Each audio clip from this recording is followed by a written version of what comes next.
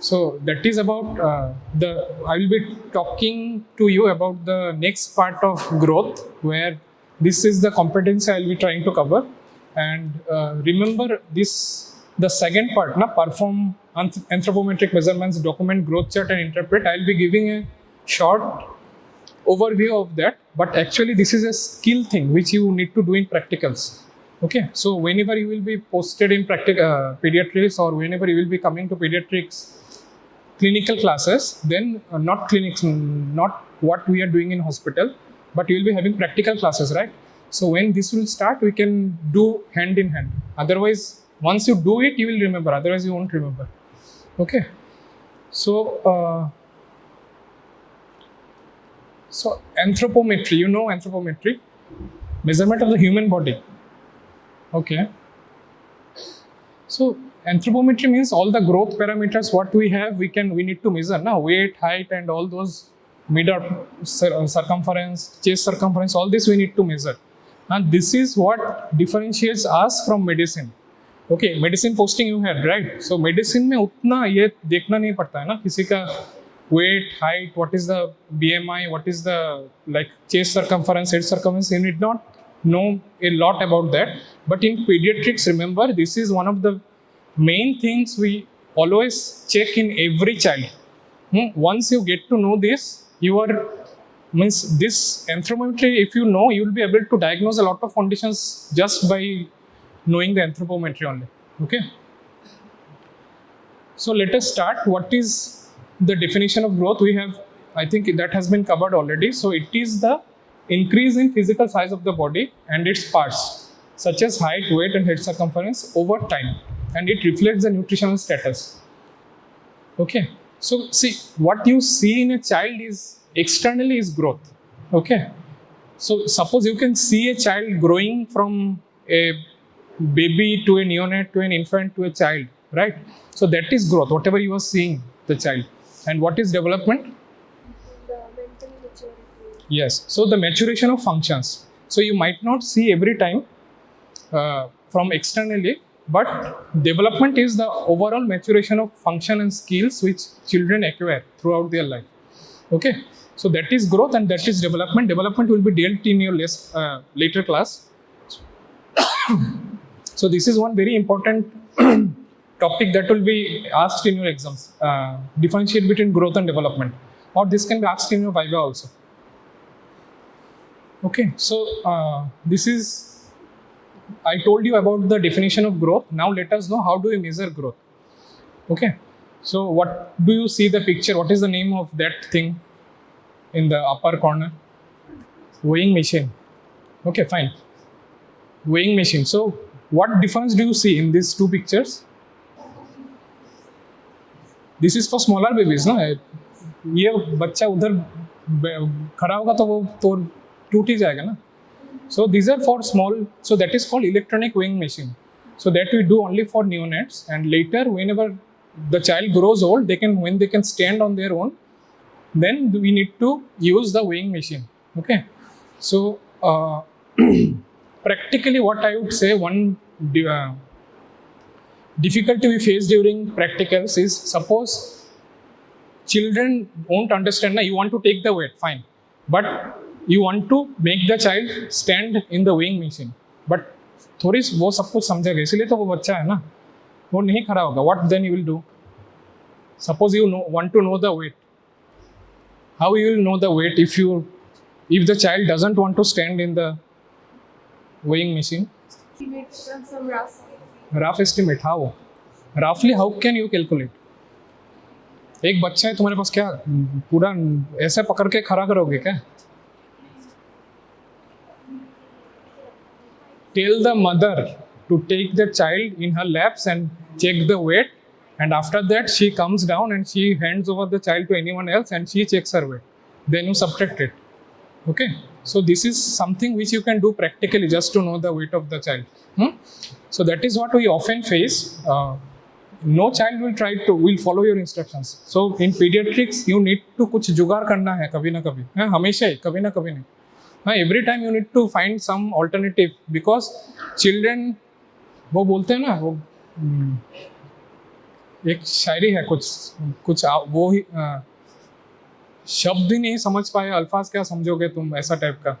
हाँ, in medicine history you need to people parents like cases will give you history. And once interns, when I used to teach in the other medical college, those interns used to tell, in medicine only we are not able to take history, in pediatrics तो बच्चा कुछ बोलेगा ही नहीं, so how we are going to take history.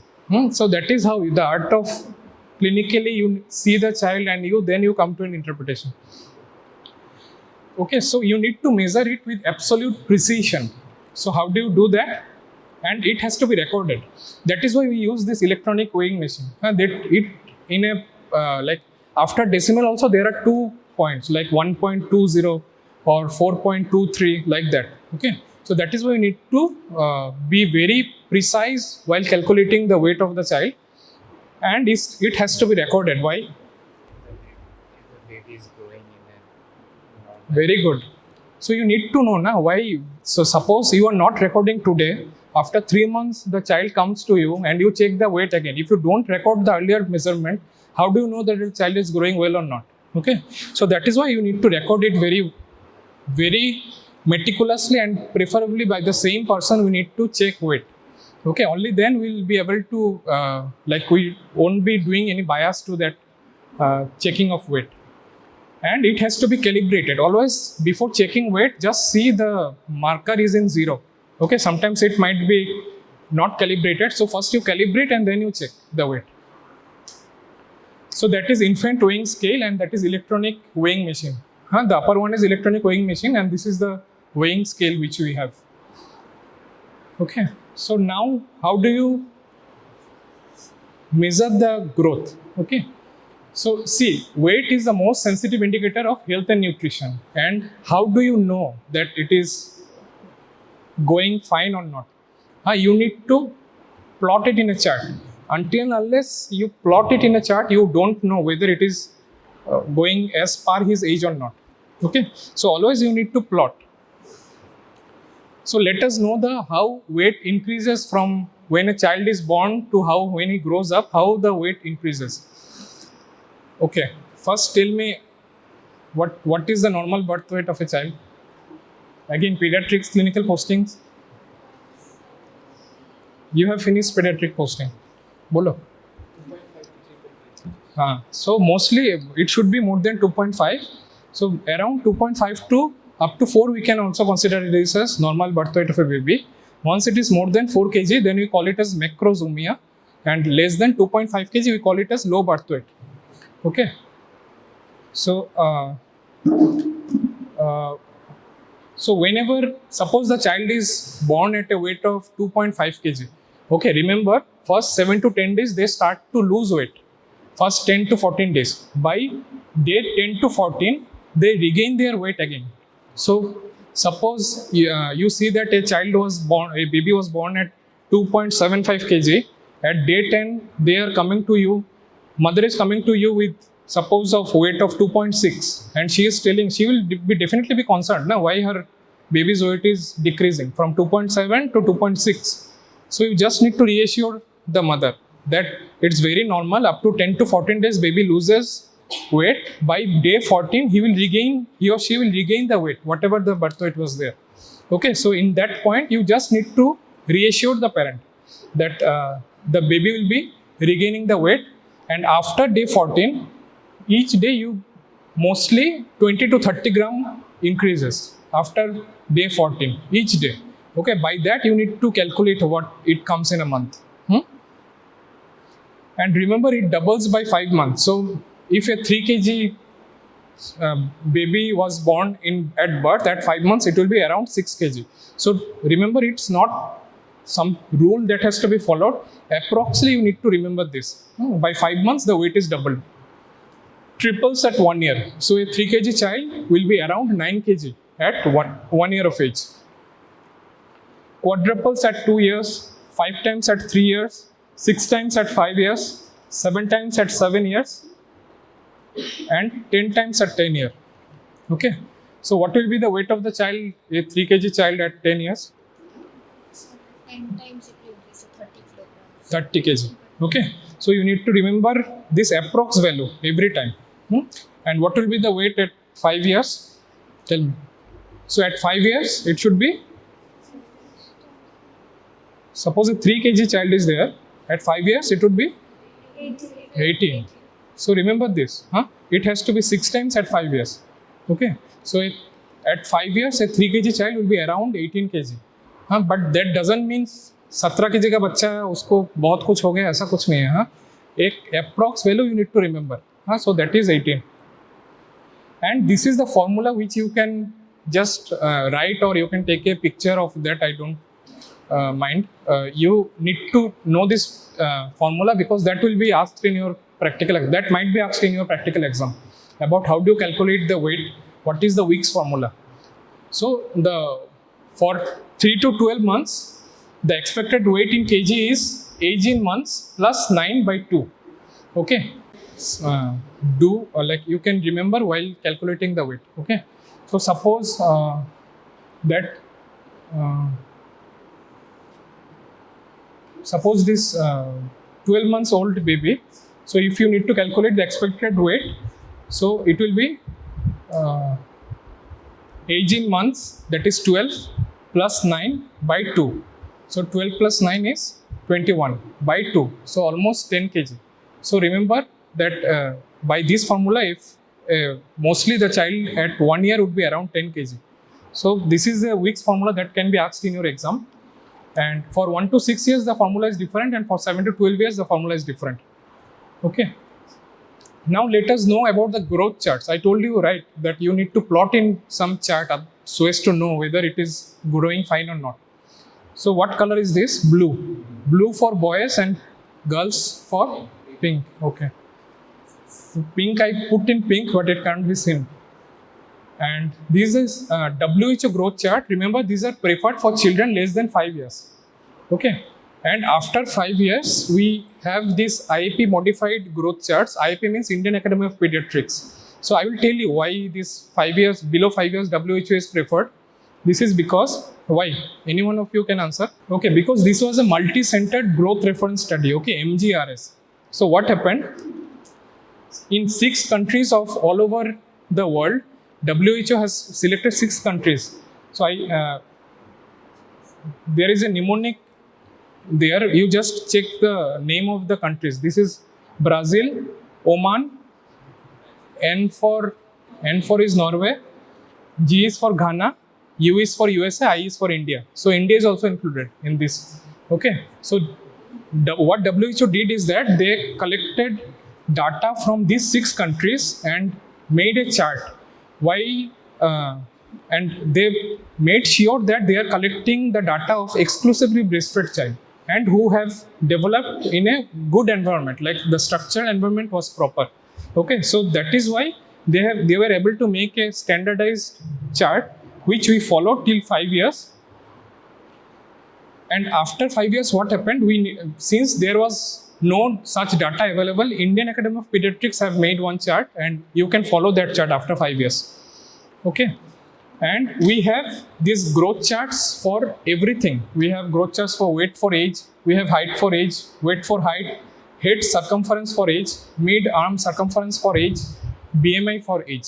So there are a lot of, and into 2. Why into 2? Boys के लिए separate, girls के लिए separate. तो जितना भी charts देख रहे हो ना, सब into 2. मतलब you have almost more than 14-15 charts available in Google. Only you can find WHO growth charts for male and female. That is different. And there are 2 types of growth chart. One is percentile based and one is standard deviation based. So standard deviation means that's score based. So you can follow any one of them. Mostly we follow the percentile based growth charts. So this is one example which I am giving. See, pink is for girls, right? I told. So this is a weight for age for girls from birth to 5 years. Okay, this is a percentile. See, it is written here, percentile. So here you can see this is birth, this is 1 year, 2 year, 3 year, 4 year, 5 years, and this is the weight in kg. So whatever you are finding the weight, you need to plot it here. How do you plot in growth chart? What do you give? So you just put a dot and circle it. Not circle it, you just put a dot there. हाँ, इसमें कोई talent नहीं दिखाना है, कुछ और draw मत करो उधर. Just a dot in that particular age where the weight of the child is this much. Okay, I will show you one example at the end how you plot growth chart. So this is for girls, this is for boys, the same thing. The terminologies which I was talking about, low birth weight. So what is low birth weight? Less than 2.5 kg. What is very low birth weight? Less than? नहीं, 1 इसके नीचे आएगा. तो very low birth weight is less than 1.5. Okay, then extremely low birth weight is less than 1. What we are talking now. So ELBW, extremely low birth weight, is when the weight of the child is less than 1 kg. So that is ELBW. And then we have another term is that term baby, preterm baby, postterm baby. What is term baby? From what weeks?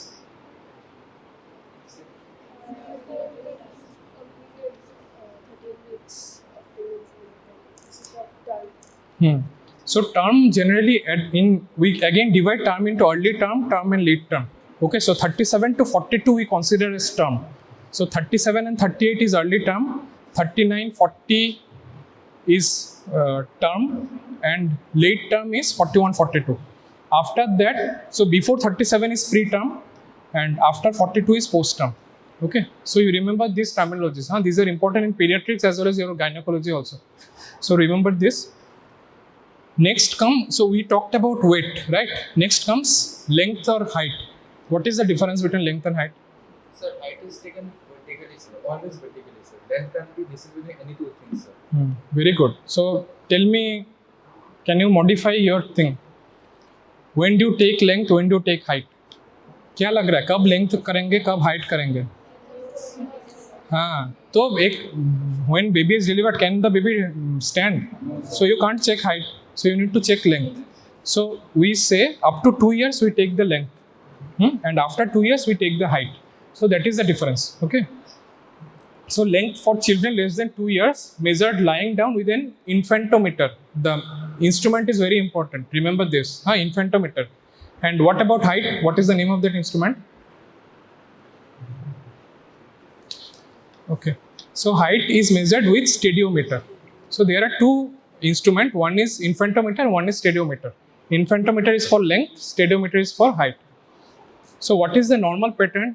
For weight we saw, right? What is the weight at birth? When does it double, triple and 5 times and all?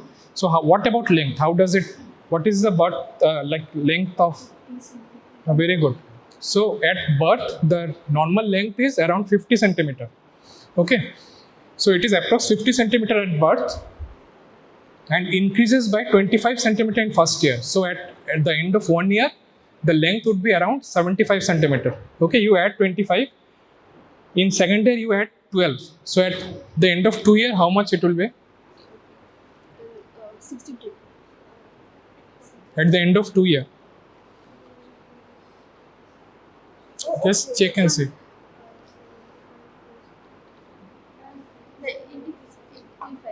82. 87. It would be 87. Right? You could understand the calculation. So at 1 year it increases by 25 centimeter. After that it increases by 12 centimeters. So 25 plus 12, 37. So you add it to 50. So it is 87. And after that you can add every year 5 to 6 centimeter till puberty. Okay. So next, tell me what will be the approximate height at 4 years. Very good. So it will be almost 99 to 100, right? According to calculation, it will be around 99 to 100. So remember, at 4 years, the approximate height is 100 centimeter. So we need to again interpret on height for age chart. So this is infantometer, what I was talking about, infantometer, where you measure the length. कितना आदमी चाहिए infantometer में measure करने के लिए? 2. Always remember this. One has to hold the child's head, and one has to extend the knee so that the knees don't get flexed. If the knees get flexed, you won't get proper length of the child, right? So this part is movable, remember. This part you can just move from there. The person in left hand will be seeing that the knees don't flex, and he will bring that part, movable part, so as to touch the soles of the baby. And the other person in the head end will only hold the head of the baby and fix it at that side. Okay, this is how you check for infantometer. This is stadiometer, what I was talking about. Okay, the height. So again, this part is movable. This is like you can bring it from here to here. So according to the height of the child, you can just bring it down. Remember, there are few things while checking the height of the child. See, the child is not wearing any shoes or socks. This might lead to a false result. What more? You need to, do you know the Frankfurt plane? So this is the plane here where the lateral, from the lateral canthus of the eye, if you draw one line, it should go through it should cross around 1/3 of the ear. Okay, the child should be like this, where it, otherwise if the child stands like this, height will be spurious. So that is the thing. Frankfurt plane has to be maintained. So that is Frankfurt plane. And please remember, you need to see that the occiput, the back of the shoulders, the buttocks and the heels has to touch the stadiometer. These 4 parts, occiput, back of shoulders, then buttocks and the heels. So these 4 parts has to be in touch with the stadiometer. So again, the example which I was talking about, height we need to plot in this chart. This is for girls, same we have for boys. Blue for boys, pink for girls. Next comes head circumference. Okay, so how do we measure head circumference? Why is it important? Because it assesses the brain growth here. Okay, and it is measured over the most prominent part of the occipital area. Look at here, this is the most prominent part of the occipital area, and in front it is just above the supraorbital ridges. Okay, just above the supraorbital ridge. So by this you measure. And you need to use a flexible, non-stretchable tape like this. It has to be flexible and it shouldn't be stretchable. Okay, so this you need to remember. It has to be flexible, non-stretchable, and you need to use a crossover technique. What is crossover technique? Crossover मतलब cross करके पूरा calculate करना है. मतलब you can just cross it over and then see the endings, like readings in both part of the tape, and then subtract it. Suppose it comes 56 and 10, then you subtract 56 minus 10, that is 46. So head circumference is 46. So it has to cross, remember. You just can't hold the tape in one end and measure it by the other. So what you need to take not the initial part, in between you hold it, and then you take throughout the circumference, and then you see what measurement there is. And then you subtract it. Okay, once you do it practically, you will remember much more. And remember, serial measurements are more reliable rather than single measurement. So if you have a single measurement of head circumference, you won't be able to come to a conclusion. Rather, if you have head circumference at birth, you have head circumference at 3 months, at 9 months, then you will be able to know whether the brain is growing properly or not. Okay, so what is the implied importance? So what is the normal pattern? What is the normal head circumference at birth? 35, very good.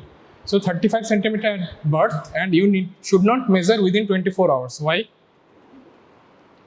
Bolo. Why you shouldn't measure within 24 hours of birth? So remember, the newborn skull will be getting molded. There is overriding of sutures and all. So once you take during day 1, at day 2 you will see that the reading is different. So let the child skull mold a bit, and then after day 3 you can take. Day 3 or at the time of discharge of the child, you can take the head circumference and mention it in the certificate that head circumference at discharge was this. Okay, because by day 3 molding almost finishes. Whatever sutures were going to override, these are almost finished. So after that you can measure. And remember, from birth to 3 months, every month it increases by 2 centimeter. तो कितना होगा 3 months में? At 3 months, what should be the head circumference? 40, Huh? 41. So at the end of 3 months, it would be 41 centimeter. Sit down. For next three months, it should be 1 centimeter per month. So what should be the head circumference at 6 months? How much? So 44. Okay, at 6 months it should be 44. So first 3 months it increases 2 centimeter every month. Sit down. Then it increases 1 centimeter every month. And after that it increases. Trend देख के क्या लग रहा है? 0.5. Very good. So after that, from 6 to 12 months, it increases by 0.5 centimeter. So tell me, at 1 year, what should be the head circumference? Very good. So 47 should be the head circumference at 1 year. Remember. Okay, so this is how you get to know the head circumference of, you need to measure the head circumference of babies and you need to plot it. Okay, so this is a chart which I was talking about. No? So this is the head circumference, this is weight and this is height. So you need to plot it. So suppose this is age in months. At 6 months, what was the head circumference? At 12 months, what was the head circumference? At 2 years, what was the head circumference? Like that. Okay, so that is why serial measurement is important. So on first birthday, it should be around 46 to 47 centimeter. And remember, at 5 years, it should be around 50 to 51 centimeter. Just for approx value, just remember at 5 years, it should be around 50 to 51 centimeter. And what is microcephaly and what is macrocephaly? Micro means chota, macro means vara. So there is a definition. I will come to it now. You know the exact definition of microcephaly? कितना छोटा?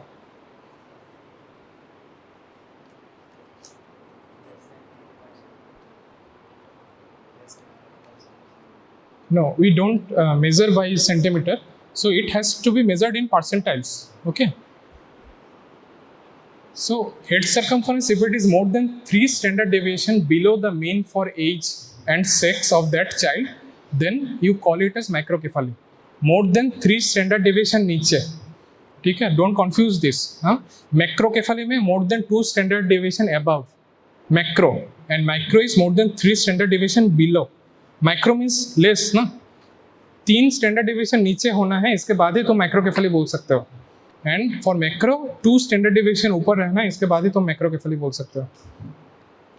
So head circumference has to be compared with previous measurement. I told you the reason. You need to see whether the growth is occurring at par his age or not. And there are few causes of primary macrocephaly which are mostly genetic. You have schizencephaly and lysencephaly also. I just wrote 1 or 2 examples just for your knowledge. You know anything about this? Schizencephaly and lysencephaly? No. Okay. Schizencephaly is when there is from birth only there are clefts inside the brain. Okay, there is a cleft inside the brain. So that is schizencephaly. And lysencephaly is when there is loss of those normal gyri and sulci are present in brain. If there is loss of those, then we call it as lysencephaly. Lysencephaly, you will see that the brain, once you see I have a picture in next slide. Once you see the CT smooth lysencephaly, because it doesn't have those gyres and sulci. Okay, that is called lysencephaly. So if these are there, the child might have microcephaly. So what are the syndromes that are associated with microcephaly? Please remember these syndromes. This can be asked during your vivas. So Down syndrome, Edwards syndrome, Cry-Du-Chat syndrome, Cornelia-de-Lange. At least remember these 3-4 syndromes. There are a lot of syndromes, but at least remember this. You should be able to answer at least 2-3 syndromes if they are asking you when it is associated with microcephaly. And what are the causes of secondary macrocephaly? It is mostly non-genetic and it is acquired. Okay, it might be due to radiation during pregnancy. We talked about the history taking in pediatrics, right? Where we ask about the history of any radiation to mother. So if mother has been exposed to any radiation, the child can have acquired macrocephaly later. Or if the mother had torch infection. What is torch? Toxoplasmosis, then O for सबसे easy जो है others. फिर R for rubella. C for Okay, you check this at home. This is your homework. Torch infections, you should remember what is the full form. What are the diseases included in torch infections? Then drugs, maternal alcoholism, all these are causes of secondary macrocephaly. Okay, this is the picture of schizencephaly I was talking about, where see this is a cleft which has gone into the brain matter. Okay, and look at the other picture. So this is a normal picture where you see the number of gyri and sulci. These are all gyri and sulci. And look at this picture. This doesn't have anything. So this is lissencephaly. Okay, where the brain is almost smooth, doesn't have any sulci or gyri. So this is lissencephaly. Okay, now I come to macrocephaly, where the head circumference is more than 2 standard deviation above the mean. What can be the causes? One is the causes can be in different parts of the brain. If it is in ventricle, it can be due to hydrocephalus. What is hydrocephalus? Yes, accumulation of CSF in those ventricles. Okay, if this CSF gets accumulated either due to increased secretion or due to decreased absorption, then the head circumference would increase. That would lead to macrocephaly. So if the cause is in ventricle, if you have to mention one cause in ventricles, this is hydrocephalus. Brain parenchyma, you can remember these two syndromes. One is Sotos and one is Alexander. Subdural hematoma can also cause macrocephaly. And if you have a thickened skull where due to any hemolytic anemia or due to rickets, you have increased bone formation, then also it can lead to macrocephaly.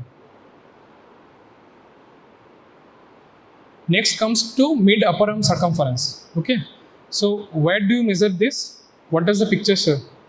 कौन सा hand है? Every one of you are showing the right hand.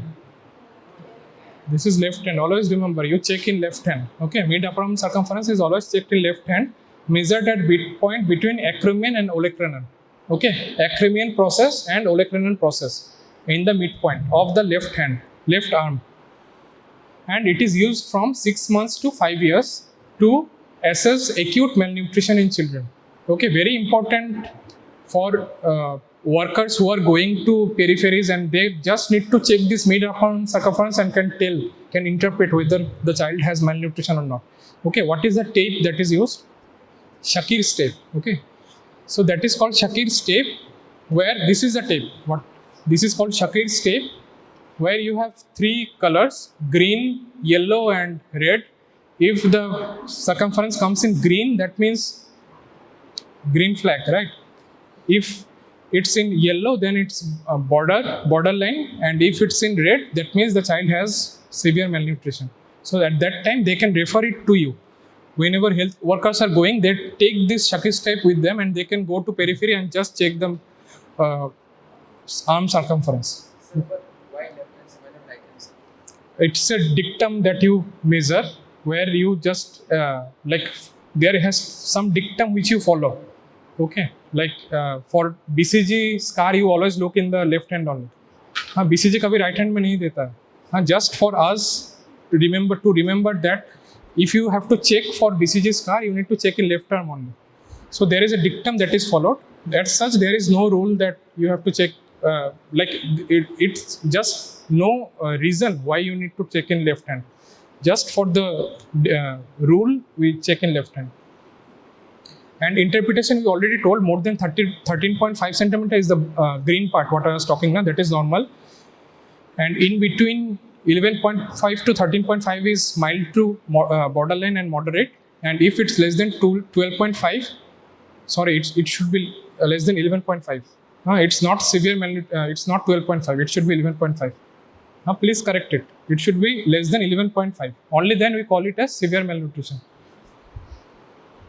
Next comes chest circumference. We have measured mid upper arm circumference, and now we need to measure chest circumference at the level of nipples. Remember, at birth, head circumference is more than chest circumference. At 1 year, these are mostly equal, and after 1 year, chest circumference is more than head circumference. So these are less important, but you need to know. But all those weight, height, mid upper arm circumference, head circumference are very important in pediatrics. Chest circumference, you need to remember. Just for that, I am putting this slide. Arm span. Okay. This was the only picture I could get of Shah Rukh Khan as much as outstretched. The picture is not fine because this is how you not measure. It has to be much more up here, like Jesus Christ. Yeah. So it has to be perpendicular almost. Only the largest distance you need to calculate from one fingertip to the other fingertip. That is how you calculate the arm span. And why is it important? Because there are some syndromes where there is increased elasticity, like Marfan syndrome. Okay, there you will see that the arm span is very much increased than the chest circumference. So you can diagnose those elastic syndromes from this. We need to measure the BMI. The calculation you all know, I think. Weight in kg by height in meter square into 100 used in children more than 5 years, and it has again to be plotted. This is a chart for BMI which I was talking about. See, this is 3rd percentile, 10th, 25th, 50th. The yellow line is the 97th percentile. So if it is above that, it is overweight, and if it is above this red line, then it is obesity. Okay, and if it is here, then it means it's very less. So you need to check BMI every time.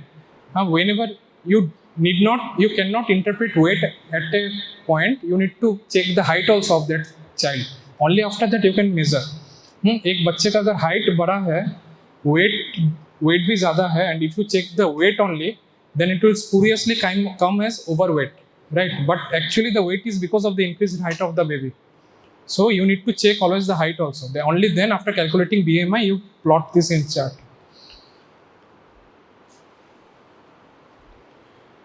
This is again not that important, but you need to know this is skin fold thickness which you measure in these areas, and the instrument that we use is Herpendon calipers. This is Herpendon calipers where you measure the subcutaneous fat in those areas. Not that important. No, we generally don't do this practically. This is body proportion, what we see in pediatrics, upper segment and lower segment ratio. So this is pubic symphysis. From pubic symphysis to the tip of toes, this is the lower segment, and the rest is upper segment. So either you can measure the lower segment, and once, because you have checked height earlier, you can just subtract the lower segment from the height. Then you get the upper segment. So this is how you calculate upper segment, lower segment ratio. You need to remember at birth, the ratio is 1.7:1. By 6 to 7 years, it is around 1:1. And by this only, we come to a conclusion whether this is a proportionate short stature or disproportionate short stature. Okay, proportionate means proportionately bachcha short hai. Everything is short. Like, can you give one example? Rickets. Okay, rickets में क्या होगा? There is vitamin D deficiency ना.